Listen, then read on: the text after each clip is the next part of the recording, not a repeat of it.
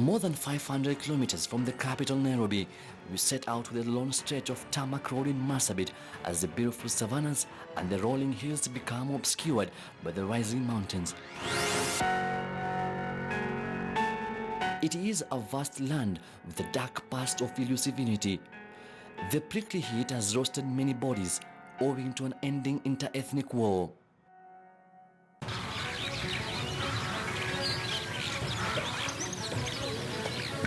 On October 16, 2018, a dreadful attack shook this village, leaving mounds of premature graves in between a splatter of bullets.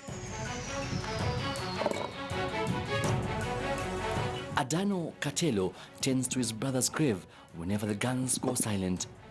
The deceased served as a national police reservist. Even so, he fell to the enemy's rage. His kin calls him the war hero. There was a rumors that there's possibility of sure being attacked. Actually, he was in Shegel and he was told to move to a closer home to be able to guide around because there were no people around, very few. And him plus some few others came to maybe add the number to like 20 NPRs. Sisi tujaona, lakini usiku unajua wakati alipiga hapa Manyata ni usiku. Hakuna mtu na hesabu ni fulani fulani, lakini ufumu ile ilienda watu 90 walikuja hapa na waliletwa na gari. It is reported that 4 people were killed in the attack. The number could be higher. Katelo Fugicha, a national police reservist officer, understands the clash path and the arms used. Bunduki hii ni Besingan. Inajulikana hapa, hii ni Besingan. Anasimama anakaa hapa. Anakaa tu anapiga magoti moja ni hii, moja ni hii. The plan was much more than just killing 3 people. It was of greater magnitude. The evidence of that gruesome attack refuses to be buried with the victims. The source of the sprayed bullets remains a puzzling secret. Hata risasi hii yote inatoka hii pande ya Eldoret. Tunasikia walikuwa walishikwa, wakarudishwa tena, kila mtu amefanya plan yake ikaingishwa hapa. You reflect on how things went, you find anyway he died as a hero. He died defending generations. Were it not for him and his colleagues, many other lives would have been lost. Most of the stone bullets appear to have the Kenya Ordnance Factory mark, a state-owned armory plant. KTN News cannot determine the stamp's authenticity. A few meters from the ground of death is this lonely village. Their hearts of hope strive to survive and thrive.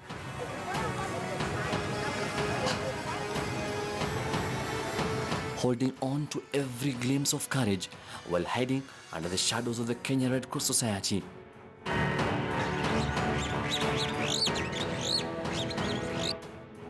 But a past of panic creeps into their present, so the NPR officers often have to stay on guard, just in case. 8 kilometers southwest of Marsabit town is Kubikailo, Sako sub-county, the home of the Borana community.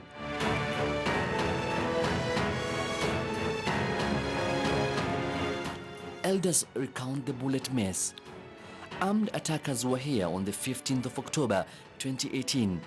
They destroyed the sole generator and torched the village, making away with hundreds of livestock.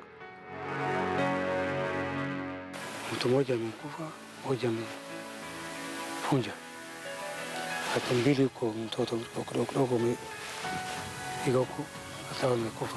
Hata nyingine ni wengia tu. 4 people were killed at the main water point in Marsabit town. Desolate Manyatas now dot the ghost village. Tarehe ni mwezi wa 9, jamii wa Borana walienda kuishi kwenda kwa fora huko Horonde, na hao pia wako fora huko. Sasa walipiga hiyo watu, walikuja huko wakaua watu 3 na ukajeuri watu 3. Sasa kulingana sisi, hiyo kisa sio mambo mengine, ni unyang'anyi wa ardhi, yani wanataka kunyang'anya sehemu ya Saku. Sasa uchungu, watu wamepigwa. wameuawa, wamejeruhiwa, shule imefungwa, dispensary zimefungwa. Hata saa hii usalama inahofia, vile uliona askari wapo hapa ya reinforce, askari ya KPR. Hiyo ndio uchungu yangu zaidi, kwa sababu samani hata watu wawili na kaba wawili kupiga hii mashine. Saa hii naona resource yote iko hapa kwa ajili ya afya.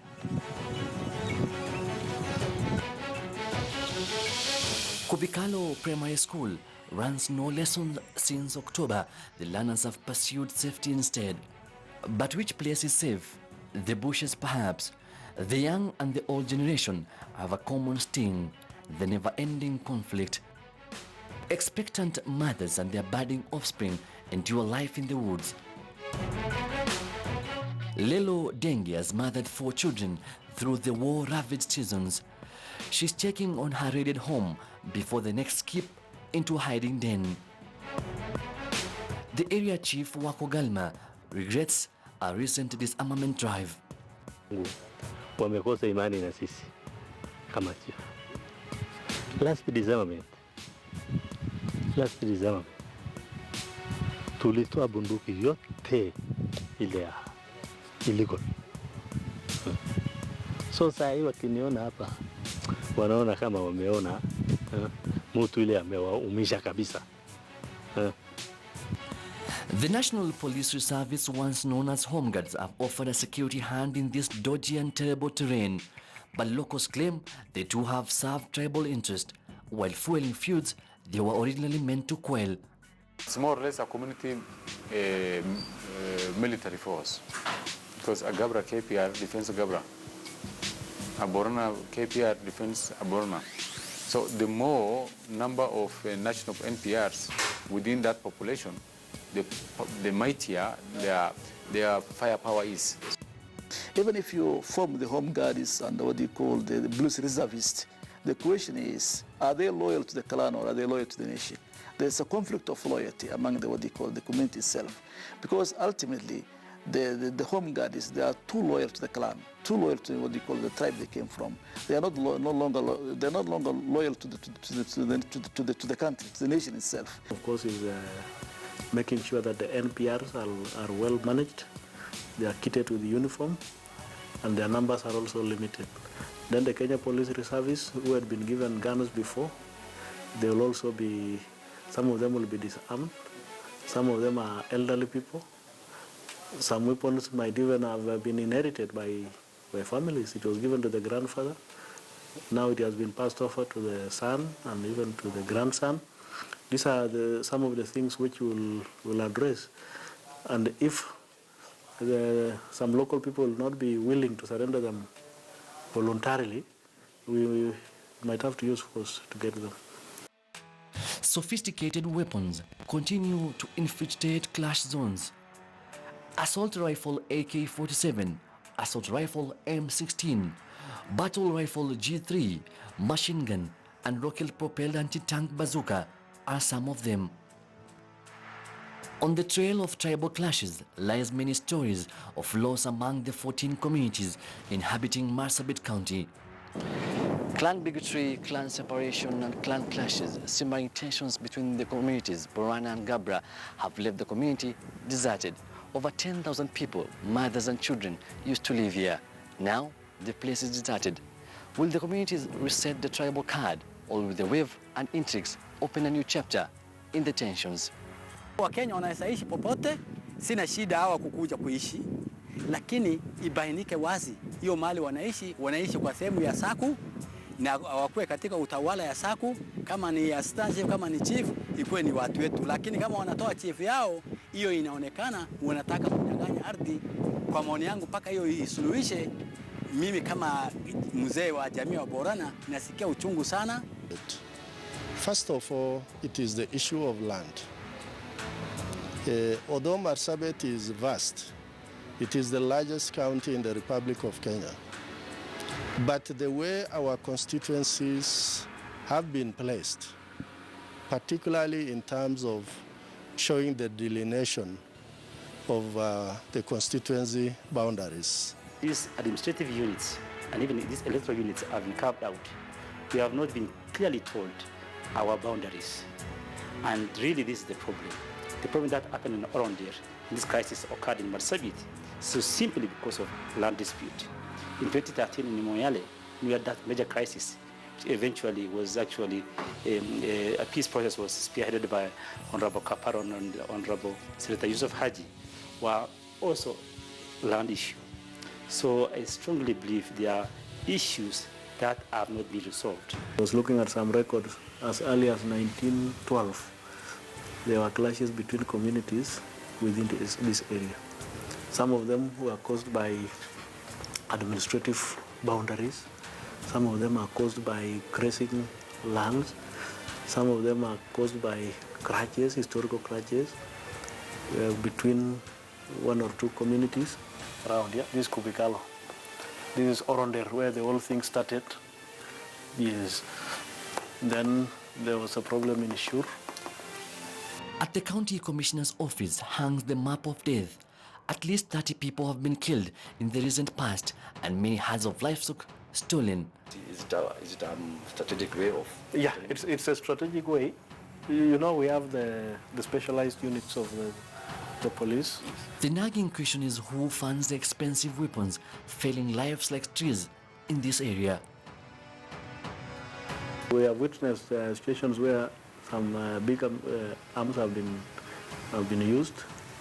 So this is a community war, but which involves the use of some heavy weaponry. You know, this is a border county. We border Ethiopia. Somalia is not very far. And over time, some people might have landed on these weapons. The availability of small arms keeps inter-community warfare at hand.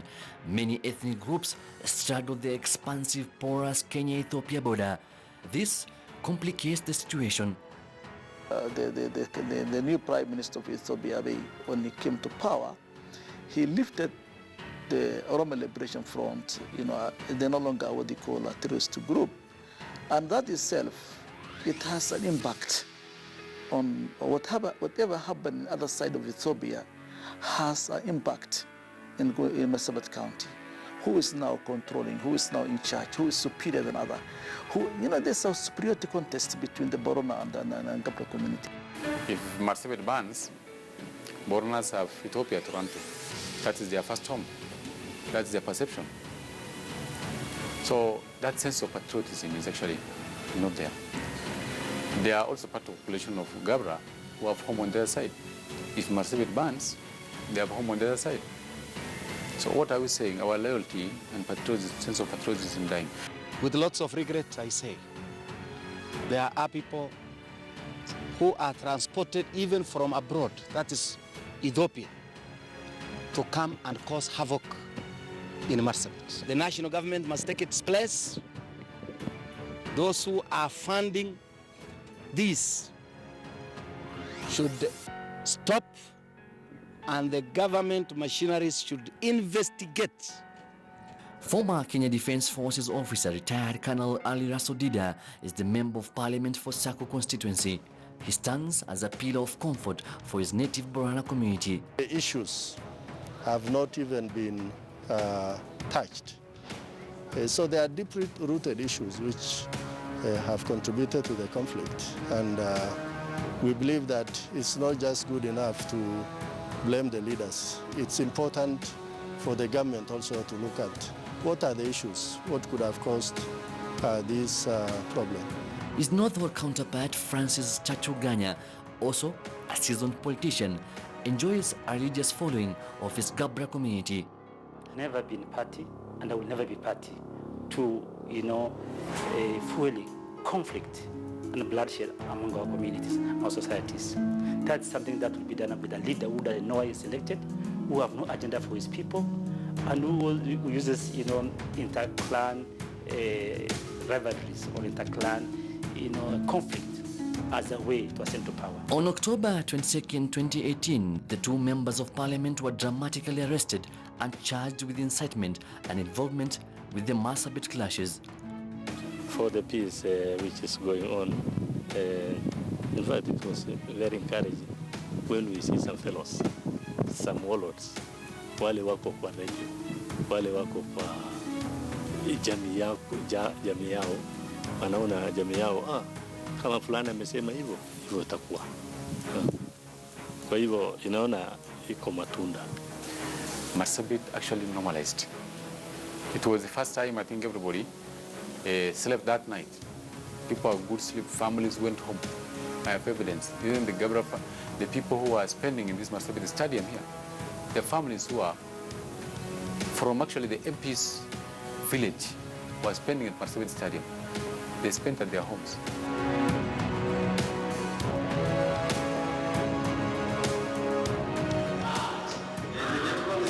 Also grilled was the county boss, Mohammed Ali. The governor distanced himself from the clashes, stating he was away on official duty when the violence erupted. Wakati hiyo tulishirikiana tukakaa chini viongozi wote tukiongozwa na hawa watu wa Interfaith na watu wa security council security team wa Marsabit wakiwa na tulifanya resolution ambayo tulisema watu wa security team wa implement. Shida yetu ya Oktoba hii yote ni kupitia kwa security team ya Marsabit County ambao walilalia kazi, walishindwa kutekeleza ile maagano tulifikia wakati wa shida ya September. I strongly feel the national government having failed in its mandate of maintaining the security of our people, having failed to listen to the leaders when we appeal to them in writing. The security officers and officials tried their best in terms of containing the situation. You know, this is a very complicated place. Some of these areas are far apart. The infrastructure is terrible, it's very bad. And you know, there are so many people who are armed, so even officers have to be very careful when they are responding to some of these things. Political positions are podiums of power used to expand territorial boundaries. Hence the fierce battle in campaigns that often spurs lengthy rivalry and periodic clashes. So vicious is the hatred between the two tribes that in 2013, tribal slogans were formed as political outfits. A coalition of minority groups was formed. The famous Regabu, meaning Rendile, Gabbra and Burji. They reportedly excluded the Borana from the affairs of Marsabit County. In addition to sweeping all the county-wide positions of governor, senator and women seats, Regabu is the dominant fabric of the fragile Marsabit County Assembly. Kama watu wa Frontier Alliance Party tunakunga mkono. Harambee! Hii ni kelele ya watu walitolewa kule ngambo kuja kushangilia mtu yao. Wenyeji wameamua. Nyinyi wote ni watu wa moja. Mimi ile sitaki kuona ni vijana wetu wakiumia kwa sababu ya siasa. Kila baada ya miaka mitano wakati wa uchaguzi kuna jamii moja inajiona imeachwa nje ya serikali. Kama wakati huu jamii ya Gabbra inajiona kama imeachwa nje ya serikali. Na wakati wa serikali ile ya hapo awali ya 2013 wakati wa kwanza wa serikali ya ugatuzi wa ndugu zangu wa Borana walijiona wako nje ya serikali. You know, when you have the politics of a zero-sum game, where 4 major communities in Marsabit, the Borans, the Gabbra, the Burji, and the Rendile, they fight over the major seats in that county. Of course, those who lose out, they are bound to be aggrieved. The suffrage contest, the voter contest, ours is more or less a militarized kind of contest. It is seen as that one ethnic group is conquering the other in that perceptions. So why are we militarizing our politics? The Boranas have their place at the table of power. Borana-born politicians from Isiolo, Tana River and Marsabit would form an alliance and claim the top county seat, with the deputy governor being a Burji.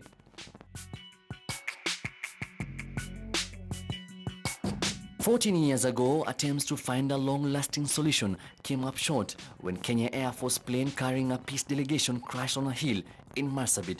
For the first time in years, the leaders of the communities had agreed to sit together. Those who died include the then MP for Northwood, Dr. Bonaya Godana, MP for Saku, Abdi Sasura, Laisamis MP, Titus Ngoyoni, and Moyales, Dr. Guracha Galgalo.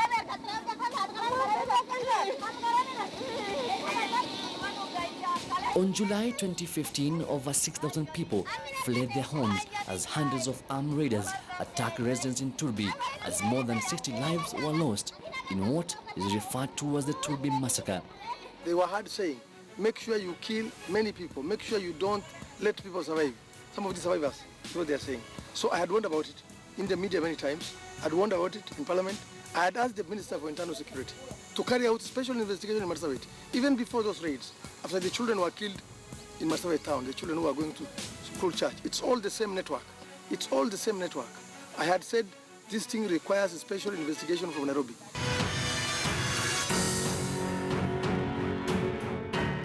Years later, the attacks still go on. President Uhuru Kenyatta would appoint former National Assembly Speaker Francis Ole Kaparo to chair the National Cohesion and Integration Commission, a peace-building state agency, and Yusuf Haji, Garissa County Senator. The two brought together 35 elders representing all local communities that negotiated the February 2014 peace agreement. 4 years later, and Marsabit is bubbling. For many, it's not a peace agreement, but a ceasefire. At the moment, it's ceasefire, and we are very happy. Our people are heeded to our call for ceasefire. But we really want to get the deep root of these problems, because these problems keep recurring again and again. So it's like sitting on a bubbling volcano underneath.